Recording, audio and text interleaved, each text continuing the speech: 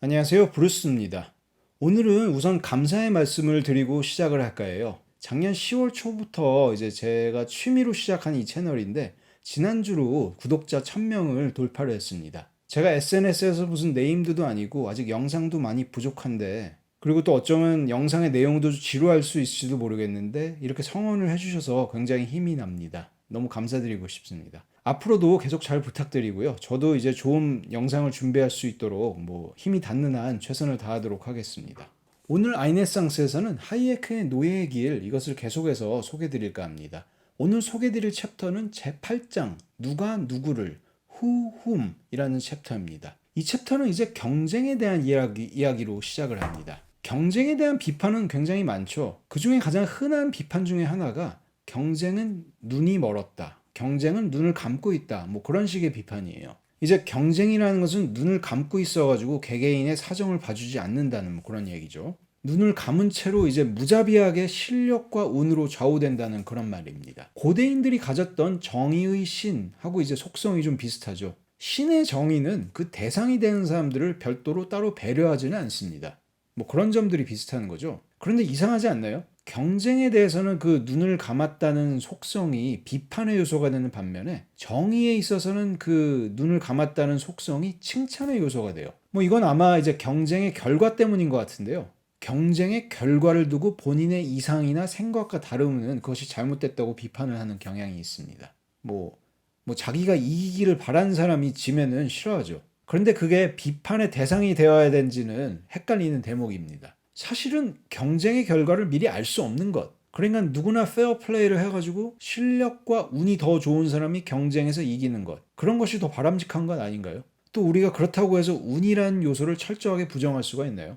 경쟁은 여러모로 봤을 때 예측 불가능성이라는 어떤 특징을 가진 거죠. 그런 경쟁의 예측 불가능성이라는 특징은 정의와 마찬가지로 경쟁에서도 이제 공평한 것이고 미덕이고 칭찬해야 될 점 아닌가요, 오히려? 거꾸로 경쟁의 결과가 어떻게 돼야 된다, 무엇이 맞다, 그것을 이제 누가 정해야 된다는 그런 생각이 오히려 우스운 것 같습니다. 자, 좀 더 알기 쉽게 두 종류의 선택 가능한 사회 시스템을 한번 상정을 해볼게요. 첫 번째로 누가 무엇을 얻을 것인지를 결정하는 소수의 사람들, 그러니까 설계자들이 있는 그런 사회 시스템. 이런 시스템은 어떤 보편적인 기준에 따라서 결정되는 게 아니라 소수의 설계자들의 뜻에 의해서 결정되는 거죠. 두 번째 시스템은 부분적으로는 관련 사람들의 능력과 모험심에 의존하고 부분적으로는 예견할 수 없는 상황에 의해서 결정되는 그런 시스템. 그냥 단순하게 우연에 의해서만 결정되는 그런 시스템은 아닙니다. 개인의 능력과 시도도 담겨 있는 것입니다. 여러분은 이 두 시스템 중에서 어떤 것을 선택하시겠습니까? 당연히 두 번째 거를 선택하시지 않겠어요? 물론 이 두 번째 사회 시스템, 그러니까 경쟁 사회에 대해서도 비판적으로 나올 수 있는 부분들은 있을 것 같아요. 경쟁 사회에서는 유산이나 재산이 많은 사람들이 선천적으로 기회가 더 많은 것이 아니냐. 부자들이 가난한 사람들보다 더 기회가 많은 것이 아니냐. 그것은 불평등한 게 아니냐, 뭐라고 얘기하는 사람들도 있을 거예요. 일단 이거에 대해서도 이야기할 것이 많이 있는데 이건 일단 제쳐놓고, 우리가 그럼에도 불구하고 알아야 될 것은 설사 불평등해 보일지는 몰라도 경쟁사회, 그러니까 아까 2번 그런 사회 시스템의 가난한 사람들은 1번 사회에서의 어떤 가난한 사람들보다 훨씬 더 자유롭다는 그런 사실, 그 사실만큼은 변하지 않는다는 점입니다. 경쟁사회에서는 가난하게 출발하더라도 큰 부를 쌓는 것이 가능할 뿐더러 그것은 자기 자신에게 달려있지 어떤 권력자의 선처에 달려있는 것이 아니죠. 누군가가 큰 부를 이루려는 그런 시도는 누구도 금지할 수 없는 것이 그런 경쟁사회 시스템입니다. 생각을 해보세요. 누가 이제 경쟁의 과정과는 관계없이 결과를 자기들의 기준으로만 이제 배분하는 그런 사회에서 부자가 되려고 노력을 하겠습니까? 자기들이 맺은 그런 결실들을 온갖 이유를 다 대가면서 약탈해가지고 자기들 기준으로 다른 사람들에게 나눠줄 텐데요. 아까 그리고 문제로 삼았던 어떤 유산, 재산 이런 것들은 사실은 개인의 소유권 문제인데요. 그 소유권에 대해서도 생각을 해볼 필요가 있습니다. 소유권으로부터 얻는 개인적인 소득이 있죠. 그것을 사회주의자들의 말대로 그런 소득을 철폐하면 세상이 더 공정해질까요? 사회주의자들이 가진 어떤 정의의 이상은 충족시킬지 모르겠어요. 근데 이들이 망각하는 점이 있어요. 소유권으로부터의 소득의 철폐라는 것은 일단 소유권이라는 것은 생산수단의 소유권을 말하는 것이니까 즉 자금, 물건, 그런 어떤 가치를 만들어내는 그런 생산수단에 대한 것입니다. 결국 소유권으로부터의 소득 철폐라는 것은 생산수단에 대한 모든 소유권을 국가에게 이제 이전한 것이라는 거죠. 아무튼 국가가 소유권을 부정하는 것은 국가가 모든 개인의 소득을 결정하는 위치가 되었다는 겁니다. 그런데 그런 권력, 그러니까 개인의 소득을 국가가 정하는 그런 권력이 원래 세상에 존재하는 것이고 국가가 그런 권한을 갖게 되는 것이 타인으로부터 어떤 이전된 것이다. 그렇게 생각하는 건 절대 안 돼요. 원래 경쟁사회에서는 그런 식의 권력은 아무도 가지고 있지 않습니다. 단지 개개인의 소유권이 있을 뿐이에요. 애초에 그런 게 어디로부터 국가에게 이전될 수 있는 그런 형식의 것이 아닙니다. 특정 사람들의 소득과 지위를 결정하는 그런 권력, 동시에 이제 개인의 자유를 박탈하는 그런 권력이죠. 그런 거를 원래 경쟁사회에서 누가 가지고 있을까요? 없죠. 그러한 연유로 이제 하이에크는 말을 합니다. 우리 세대가 잊어버린 것은 사유재산 시스템이 재산을 가진 사람들 못지않게 재산을 가지지 못한 사람들에게도 자유의 가장 중요한 보장책이라는 사실이다. 그렇습니다. 사유재산 시스템이 없어져 버리면 누구에게도 자유는 없어지게 되는 것이고 그것은 재산이 없는 사람에게도 예외는 아닙니다. 하이에크는 또 말을 합니다. 만약 모든 생산수단들이 한 사람의 손에 귀속되어 있다면 그 손이 사회 전체라는 이름의 손이든 아니면 독재자의 손이든 관계없이 이러한 통제를 행사하는 자는 우리에 대해 완전한 권력을 가지게 된다. 그게 누가 되었건 간에 생산수단을 그 사람이 통제하기 시작하면 대중 속에서 이제 개인들이 가졌던 그런 자유들은 잠식이 되어가는 거고 궁극적으로 그 사람이 대중에 대한 권력을 싸그리 가져가게 되는 것입니다. 한마디로 우리는 그 생산수단을 박탈해간 그런 사람들의 노예가 되는 거죠. 권력의 힘에 대해서도 하이에크는 말을 합니다. 나의 이웃이거나 아마도 나의 고용자일 수 있는 백만장자가 나에 대해 가지는 권력은 최하급 공무원이 국가의 강제력을 휘두르며 자신의 재량에 따라 내가 어디에 살고 일할 것인지를 결정할 때 그가 내게 행사하는 권력에 비해 훨씬 더 적다. 그렇죠. 아무리 최하급 공무원이라 할지라도 정부가 생산수단을 장악해버린 이상 나를 휘두를 수 있고 예속할 수 있게 되는 겁니다. 금전의 권력 같은 거 이야기하죠. 그런데 백만장자, 억만장자라 하더라도 그들이 나에 대해서 내가 그 사람의 고용된 사람이다 해가지고 내가 그 사람이 나에 대한 권력을 가지고 있다 하더라도 나에게는 다른 선택지들도 있을 것이기 때문에 그런 백만장자, 억만장자가 가진 권력을 절대적인 권한이라고 볼 수는 없어요. 반면에 정부는 이제 허가를 내리고 처벌을 하고 그런 권한을 갖습니다. 이런 것들은 강제성을 지닌 거죠. 게다가 그런 것은 어떤 개개인의 이해관계에 따른 그런 기준이 아니라 어떤 식으로든 만들어진 그런 정부의 기준, 특정 사람들의 기준이 되겠죠. 그런 기준이니까 더 말할 게 있겠습니까? 또 어떤 계획자가 이런저런 개입을 시작하게 되면은 그 개입의 정도는 처음에 이거로 시작하더라도 점점 늘어날 수밖에 없습니다. 왜냐하면 이들의 개입은 많은 이들의 이제 이해관계가 차이가 있음에도 불구하고 상호간에 영향을 주기 때문에 경제 현상 같은 것들이 자기들이 원하는 대로 흘러갈 리가 없거든요. 그러니까 이제 당국은 통제 수위를 점점 올리게 되는 겁니다. 점점 개입을 더 많이 하게 되죠. 그렇다고 당국이 이제 통제 수위를 올린다고 해가지고 세상이 공평해지고 더 이상적으로 될 것이냐? 그럴 리도 없죠. 당연히 그럴 리 없습니다. 어떤 사람들에게는 그런 느낌이 들런지도 모르겠어요. 특혜를 받은 일부 선택받은 사람들이요. 그런데 하이에크 말을 또 하나 또 인용을 하면은 세상에는 언제나 고통받는 사람들에게는 정의롭지 못한 것으로 보이는 불평등, 무언가 부당하다고 느끼는 예상과 다르게 나타난 결과에 대한 실망, 그리고 별로 벌받을 짓을 한 적이 없어 보이는 사람에게 닥친 불운과 같은 것이 존재하기 마련이다. 맞습니다. 어떻게 됐든 간에 불만이 생기죠. 그런데 그런 불만이 여러분 한번 생각을 해보세요. 누군가의 의도적인 설계에 의한 것일 때 하나 하고요. 인위적인 것이나 의도된 것이 아닐 때 어떤 경우가 여러분에게 더 용납할 만한가요? 당연히 두 번째가 아닐까요? 눈을 감고 있는 바로 그런 식이요. 자, 일단 이 정도로 밑바탕을 좀 깔아놓고요. 그 다음은 어떤 문제가 있을까요? 바로 이겁니다.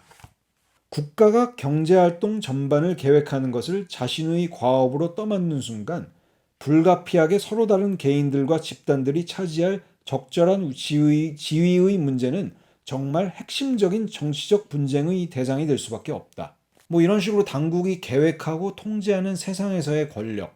그러니까 어떤 강제력을 지닌 그런 명령권을 두고 서로 다 싸우겠죠. 서로 얻으려고 그 권력을. 그러니까 모든 것이 어떤 권력 투쟁이나 어떤 정치적인 문제처럼 돼버립니다.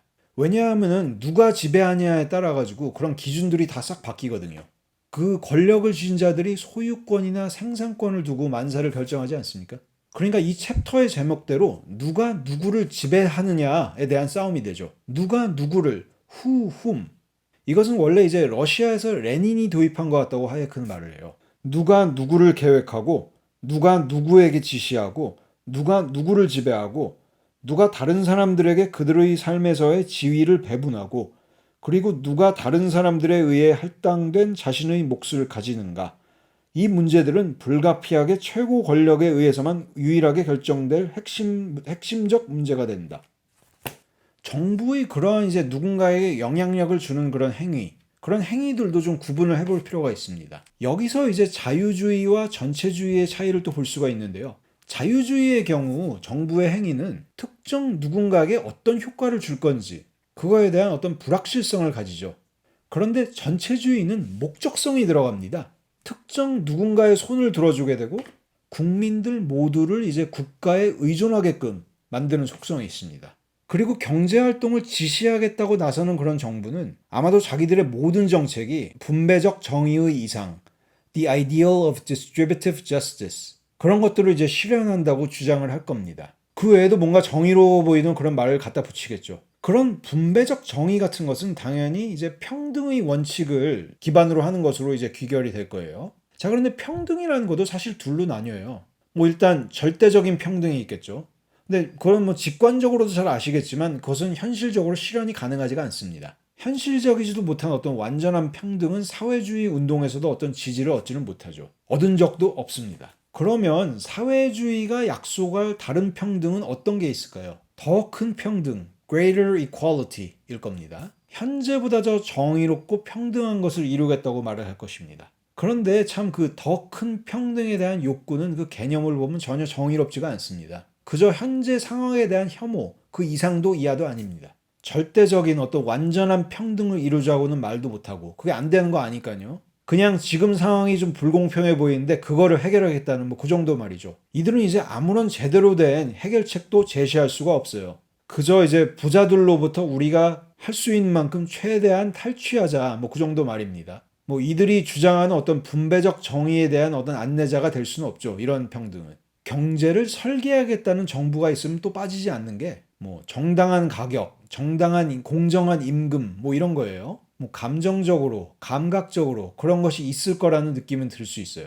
또 그런 것을 누가 정할 수 있을 거라는 그런 믿음도 생길 수는 있어요. 근데 그것은 절대적으로 환상입니다. 조금만 생각해봐도 알 수 있습니다. 사회주의자들은 정의롭지 못하다고 간주를 하겠지만 이런 점들을 생각을 해야 돼요. 어떤 상품에 대한 적당한 가격, 공정한 보상 이런 것을 알려면은 그 상품이 이 세상에 필요한 수량이 얼마나 되는가 그런 것까지 정확하게 알아야 됩니다. 뭐 그 필요한 수량이 독립적으로 결정할 수 있는 것이라면은 뭐 가격이 그 경제 설계자에 의해서 뭐 객관적으로 계산이 될 수 있을지도 모르죠. 아니면 뭐 필요 수량 같은 게 비용과 관계없이 이미 주어져 있다면 뭐 경제 설계자는 이런 공급을 이끌기 위해서는 가격이 얼마여야 되고 임금이 얼마여야 되는지 발견을 하려고 굉장히 애를 쓸 것입니다. 그런데 사실 실제 경제는 무슨 시험지 위에 뭐 수학 문제 푸는 것처럼 그런 간단한 것이 단순한 것이 아니죠. 경제 설계자는 그런 것을 결정하려면 무수하게 많은 재화들, 그 재화들 각각이 얼마만큼 생산되어야 되고 가격이 얼마여야 되는지를 정해야 돼요. 그게 가능한가요? 다 환상이지. 세상에 필요한 수량은 소비자가 결정을 합니다. 시장에서 나온 결과, 그러니까 얼마나 팔렸느냐, 그것이 이제 세상에 필요한 수량인 것이지 그것이 어떤 계산을 통해서 미리 나올 수 있는 것이 아닙니다. 자신이 실제 필요한가를 보고 뭐 품질을 보고 가격을 보고 제품의 성능도 보고 뭐 그러는 등의 여러 가지 차원의 고려 끝에서 이제 필요가 결정이 되는 겁니다. 그리고 그것들이 다 서로 연관성이 있어요. 경제 설계자가 너에게는 이게 필요해, 너에게는 이게 필요하지 않아 이렇게 결정할 수 있는 성질의 것이 아닙니다. 그러니까 가격도 미리 결정할 수 있는 방법이 없어요. 그리고 적정 임금이라는 그런 개념도 한번 보세요. 예를 들어서 뭐 경제 설계자가 자기 맘대로 우리나라에선 건축가가 덜 필요하고 또 더 낮은 보상으로도 그 건축가로 종사하기를 원하는 사람들이 많기 때문에 그 사람들로 건축업이 다 충족이 될 수 있다라고 이제 그 경제 설계자가 결정을 하는 그런 상황을 한번 가정을 해봅시다. 그러면 이 사람들이 주장하는 공정한 임금은 낮아질 것입니다. 그리고 반대로 가면 공정한 임금은 더 높아질 거예요. 서로 다른 목적에 대한 어떤 상대적인 중요성을 자기 마음대로 독단적으로 결정하는 거죠.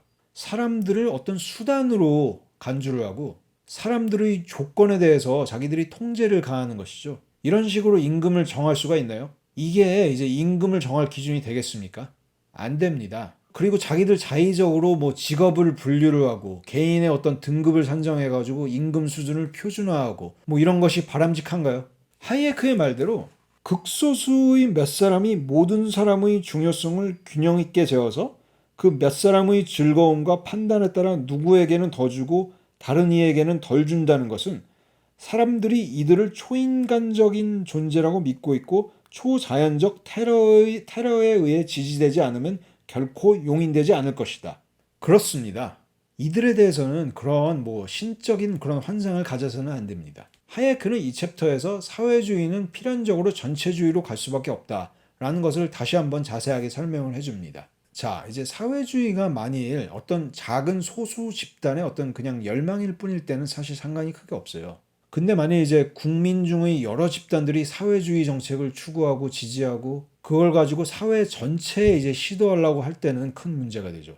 당장 그 나라의 모든 자원들을 자기들 사회주의 정책을 위해서 투입하려고 할 것입니다. 그런 어떤 물질적인 움직임은 우리의 정신적인 그런 자유에도 영향을 미칠 수밖에 없죠. 큰 스트레스가 될 겁니다. 뭐 그 사람들의 계획이 이제 성공하려면은 어떤 사람들이 가진 본질적인 가치에 대해서 어떤 공통적인 견해의 창출이 필요하거든요. 이런 세상에서 개인들이 가진 다른 의견, 그리고 어떤 다른 이해관계가 어떤 식으로 존중을 받을 수 있을까요?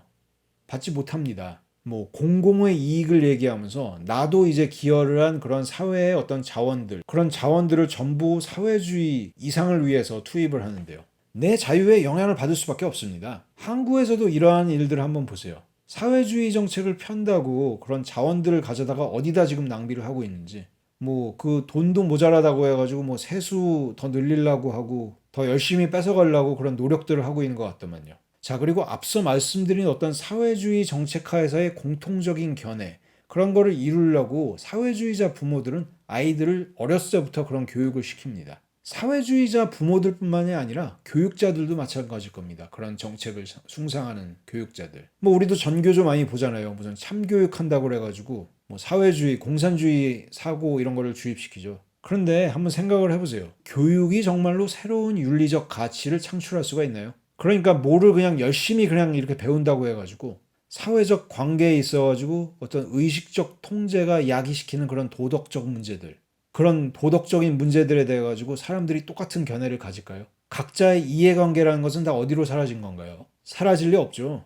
다 영향을 미칩니다. 결국 어떤 특정한 계획을 정당화하기 위해서 이제 필요한 거는 교육을 통해서 만들려는 어떤 합리적인 확신 같은 것이 아니라 그들 신조의 무조건적인 수용일 것입니다. 여기서 전 좀 무섭다고 느껴지는 게 결국 사회주의자들은 이제 스스로에게 설정한 과업이 어떤 공통적 세계관이라는 점입니다. 도처에 이제 사방에 깔려있는 이런 사회주의자들은 누군가의 특정한 가치를 일반적으로 수용하게 만들고 싶어 합니다. 다른 가치관들은 잘 인정을 해주려고 하지 않죠.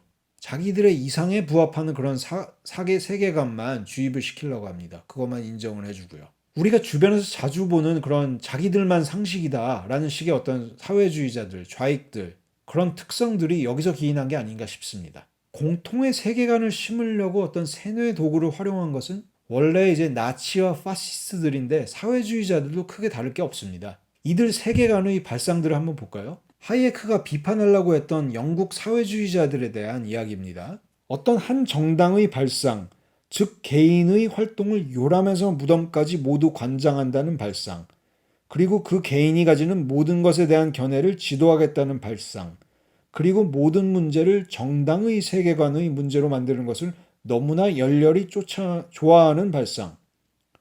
이런 발상은 사회주의자들에 의해 처음으로 실행에 옮겨졌다. 그리고 하예크의 조국 오스트리아의 어떤 사회주의자들도 한번 보세요. 아이들이 훌륭한 프롤레타리아로 성장한 것을 보장하기 위해 이들을 가장 어린 나이에서부터 정치 조직 안에 끌어들이는 것을 시작한 사람들은 파시스트가 아니라 바로 사회주의자였다.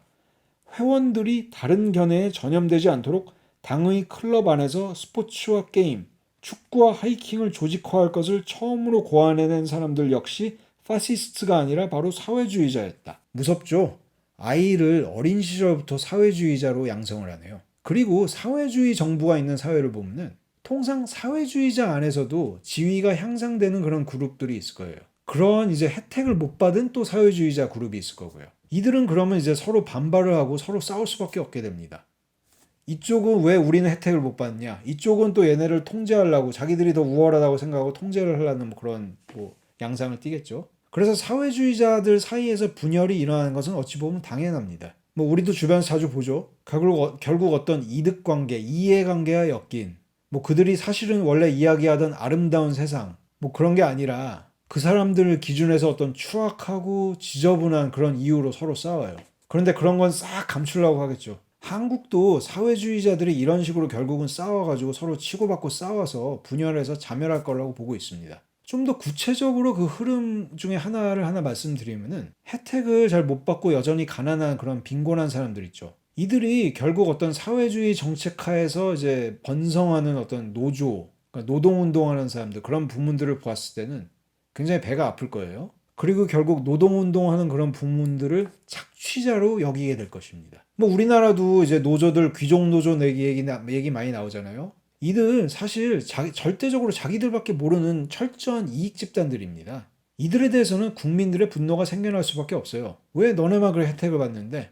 라고 반발하지 않겠어요? 아무리 사회주의 정책 하에서도요. 파시즘이나 나치즘이 사실은 그런 식으로 해서 일어났다고 합니다. 왜냐? 사회주의자들이 당시에 자기들보다 더 잘 살았거든요. 그러면서 자기들한테는 어떤 지시와 명령을 내리고 그러니까 당연히 반발이 생겨났겠죠. 믿고 따랐는데 배신감을 느꼈을 수도 있고요. 앞으로 한국에서도 한번 봅시다. 한국에서도 급속도로 일어나고 있는 어떤 사회주의적인 움직임이 어떤 식으로 흘러갈지 베네수엘라처럼 될까봐 좀 걱정이 되긴 하지만 그 전에 정신 좀 차렸으면 좋겠습니다. 네, 오늘 챕터는 여기까지고요. 오늘 공유드린 내용들이 좀 도움이 되었으면 좋겠습니다. 저는 그럼 다음 주에도 좀 유익한 내용들을 준비해서 다시 여러분을 찾아뵙도록 하겠습니다. 장시간 들어주셔서 감사하고요. 이번 한 주도 즐겁게 보내시길 바랍니다. 감사합니다.